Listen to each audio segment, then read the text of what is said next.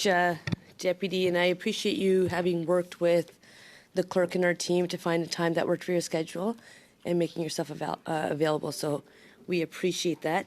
We will start with 6-minute rounds, starting with Mr. Cooper, followed by Mr. Gerritsen, suivi par Madame Goudreau, et puis followed by Madame Goudreau and then Madame Blaney. Madam Chair, and thank you, Mr. Stewart, for coming back to committee. Mr. Stewart, you were the recipient of a May 2021 Issues Management Note from CSIS indicating that Member of Parliament Michael Chong and his family were being targeted by the Beijing regime. That Issues Management Note had been sent to you in your capacity as Deputy Minister of Public Safety, as well as the then Minister of Public Safety, now Minister of National Defense, Bill Blair, as well as his Chief of Staff. Further, you were the recipient of a July 20th, 2021 CSIS intelligence assessment, further indicating that MP Chong, as well as at least 2 other MPs, were being targeted by the Beijing regime. Despite this, MP Chong was kept in the dark for 2 years, resulting in what is now before this committee upon the Speaker of the House's finding of a prima facie question of privilege. So let me begin with the Issues Management Note. On what date did you read that note? I am unable to answer that question with specificity. I would tell you that in the river of intelligence that crossed my desk, it could have occurred at any point in time subsequent to when it was written. The Issues Management Note was not any piece of intelligence information. According to the CSIS director, an IMU is something that is flagged as something of high importance. And so did you read that note, yes or no, as a starting point? Again, I do not recollect reading it, but I think I would have because I saw a lot of intelligence. You would have seen that, and would that have been in May of 2021? In all likelihood. Do you have any recollection of briefing Minister Blair about the IMU? I did not brief Mr. Blair about the IMU. You did not brief him, and why did you not take it upon yourself to brief Minister Blair? The intelligence moves in the system through various channels, and one of the channels that it moves through inside the Department of Public Safety is to the minister separately from the deputy minister. And in the context of our discussions with CSIS was when issues management notes are generally raised, not by me.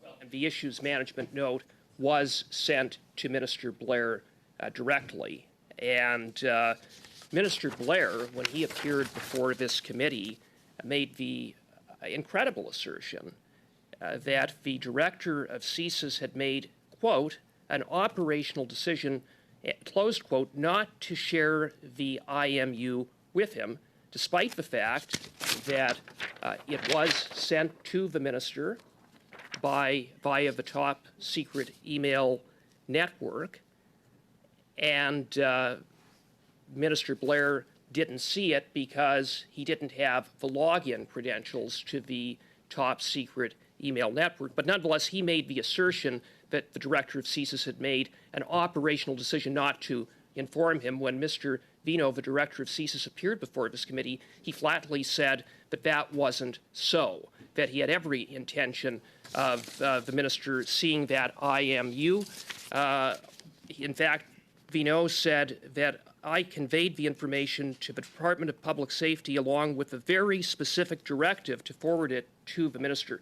Do you recall or are you aware of any operational decision not to inform Minister Blair? No. Okay, thank you for that. Were you aware that Minister Blair did not have access to the top secret email network? Can you explain why after 18 months into the job, Minister Blair would and his chief of staff would not have had their login credentials? It would not be the fact that in the normal course a minister or their staff would have access to these systems. The access is tightly controlled and generally run by bureaucrats, and the way that the intelligence moved through the department was in paper form.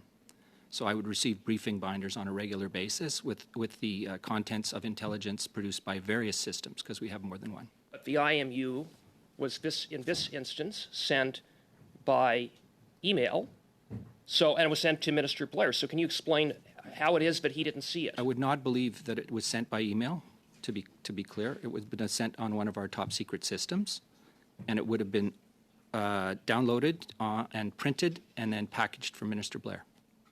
And that would have been the normal course.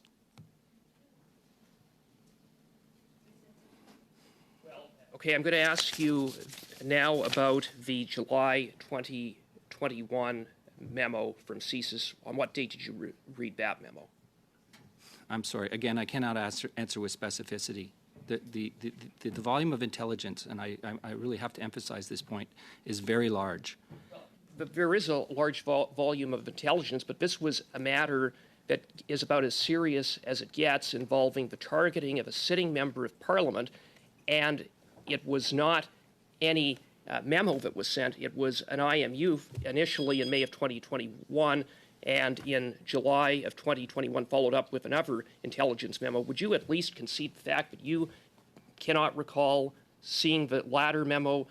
You thought you read the first one, but you said you didn't talk to the minister about it, and Michael Chong was left in the dark that amounted to a complete breakdown in process as far as what should have happened but didn't happen. Thank you. Would you concede that? My comment on your question, Mr. Cooper, would be that